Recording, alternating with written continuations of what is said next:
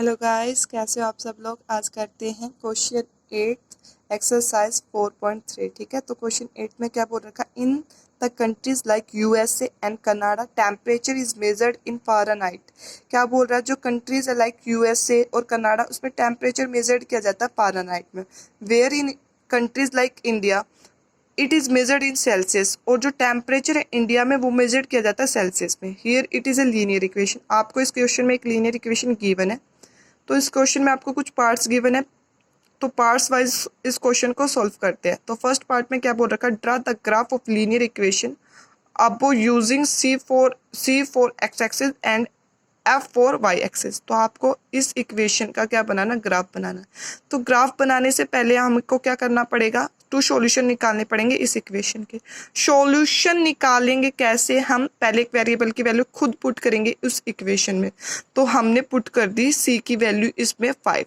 तो सोल्व करने के बाद कितना है हमारा, एफ इक्वल 9/5 मल्टीप्लाई सी था, तो सी की वैल्यू कितनी पुट की, 5।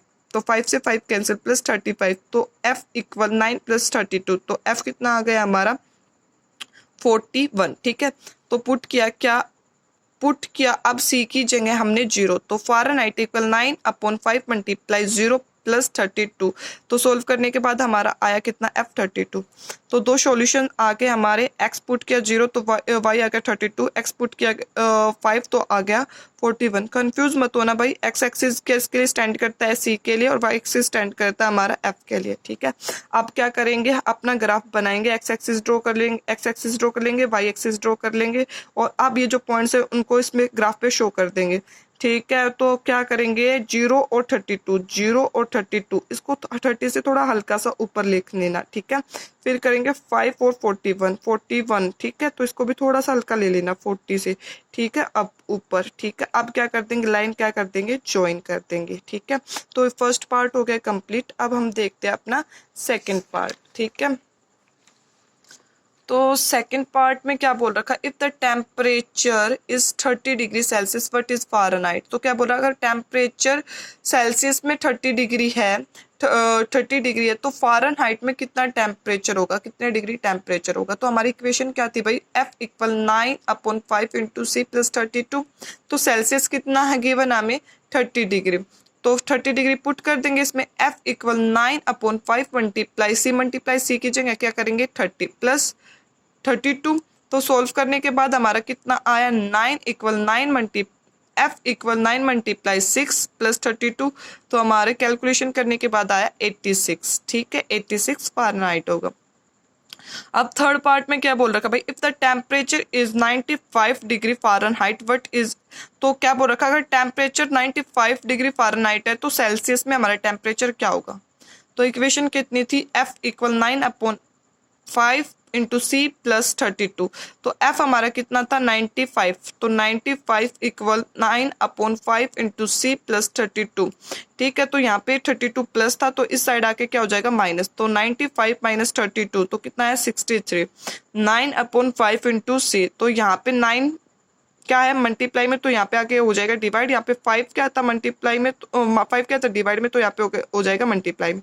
तो सोल्व करने के बाद हमारा आ गया सी की वैल्यू कितनी 35। तो थर्ड पार्ट भी हुआ हमारा कंप्लीट। अब आते हैं फोर्थ पार्ट में।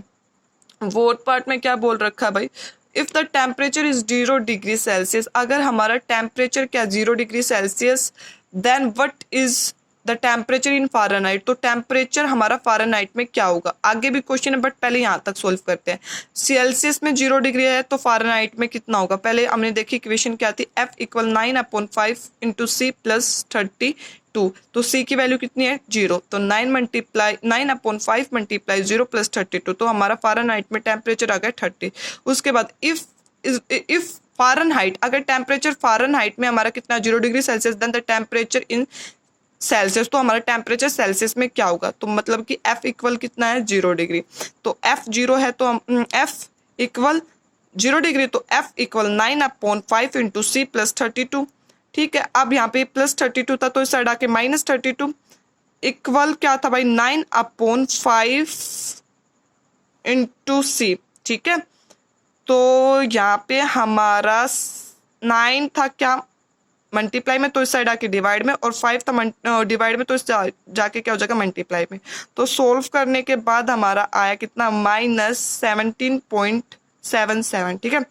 फिर हमारा फिफ्थ पार्ट है। फिफ्थ पार्ट में बोल रखा है is there a temperature which is numerical the same in both Fahrenheit and Celsius, if yes find it. क्या बोल रखा है कि ये बताओ कि भाई कि जो हमारा टेम्परेचर होगा वो फ़ारेनहाइट और सेल्सियस में सेम होगा, अगर सेम होगा तो किस टेम्परेचर पे होगा, ये पूछ रखा है, ठीक है।